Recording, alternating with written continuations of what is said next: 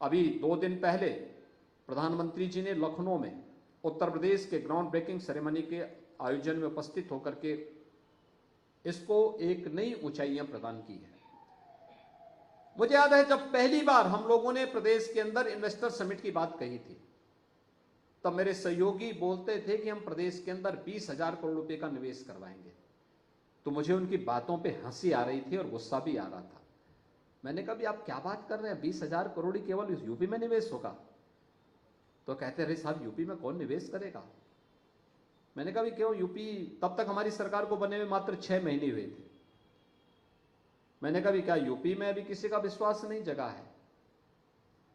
कहा रे साहब अभी कहां जगने वाला है, इतनी जल्दी विश्वास? तो जब विश्वास एक बार टूट चुका है, 15-20 वर्षों का जो अविश्वास है, इसका खामियाजा तो भुगतना ही पड़ेगा। और पहला जब इन्वेस्टर समिट किया था, मुझे भी कुछ जगहों में जाना पड़ा था। हम लोगों ने वहां पे लोगों के साथ रोड शोज किए थे, उद्यमियों के साथ हम बैठे थे, जिससे भी हम बातचीत करते थे वो कहता साहब हमने तो बहुत पहले संकल्प लिया, हम यूपी कभी नहीं जाएंगे। क्यों नहीं जाएंगे, क्यों नहीं आएंगे आप? वो कहता था साहब हम ही सुरक्षित नहीं तो पूंजी कैसे सुरक्षित रहेगी? आज मैं कह सकता हूं यूपी दंगा मुक्त प्रदेश है। कोई दंगा यूपी में नहीं होता, कोई गुंडागिर्दी यूपी में नहीं होती, कानून व्यवस्था की स्थिति बेहतरीन है। यूपी में आज के दिन पे पर्यटकों की संख्या कितनी तेजी के साथ बढ़ी है। अकेले अयोध्या में, कल अयोध्या में प्रभु श्री रामलला के विराजमान होने का 1 महीना पूरा होने जा रहा है और आज पूरा होने जा रहा है। और इस अवसर पर अगर आप देखेंगे कि पिछले 1 महीने के अंदर लगभग 62 से 65 लाख श्रद्धालु अयोध्या धाम में पधारे हैं। आप सोच सकते हैं।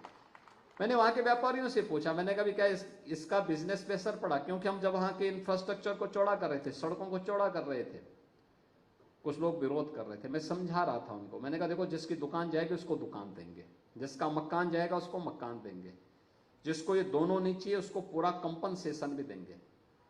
3-4 राउंड की बातचीत मुझे स्वयं करनी पड़ी थी। उस समय लोगों को लगता था कि या तो एक काम पूरा नहीं होगा या मैं झूठ बोल रहा हूं। मैंने कहा देखो भाई हम लोग झूठ नहीं बोलते, हम तो प्रभु राम को अपना आदर्श मानते हैं और हमारा यही मानना है कि रघुकुल रीति सदा चली आई, प्राण जाए पर वचन न जाए। जब एक बार बोल दिया तो उसको हर हाल में लागू करेंगे, चिंता मत करिए, जरूर होगा। सभी का पुनर्वास किया गया, हर एक को दुकान दी गई और परिणाम क्या है? आज जब मैं 1 सप्ताह के अंदर ही गया था, प्रभु रामलला के विराजमान होने के 1 सप्ताह के अंदर अयोध्या गया था, तब मैंने वहां के उद्यमियों और व्यापारियों से पूछा कुछ लाभ हुआ? उन्होंने कहा साहब बिजनेस हमारा 30 से 50 गुना बढ़ गया है। और केवल ये तो व्यवसाय की मैं बात कर रहा हूं,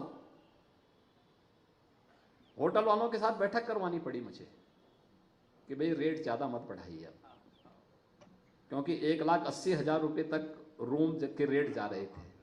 हमने कहा भी कम करो भाई, और फिर उसको कुछ को हम लोगों को लेना भी पड़ा फिर कि नहीं भाई इससे ज्यादा रेट नहीं होगा, कैप करना पड़ा था। टैक्सी सेवा, और केवल अयोध्या में नहीं, आप लखनऊ जाइए किसी भी होटल में रूम नहीं मिलेंगे, वाराणसी में नहीं मिलेंगे, प्रयागराज में नहीं मिलेंगे, गोरखपुर में नहीं मिलेंगे, क्योंकि सब पैक हैं। कहां? अयोध्या जाने के लिए। कितना परिवर्तन होता है। प्रधानमंत्री जी के द्वारा प्रयास प्रारंभ किया, आज रिजल्ट हम सबके सामने है। आस्था भी और आजीविका भी इसी को कहते हैं, और यह कार्य हम सबको मिलकर के आगे बढ़ाना होगा।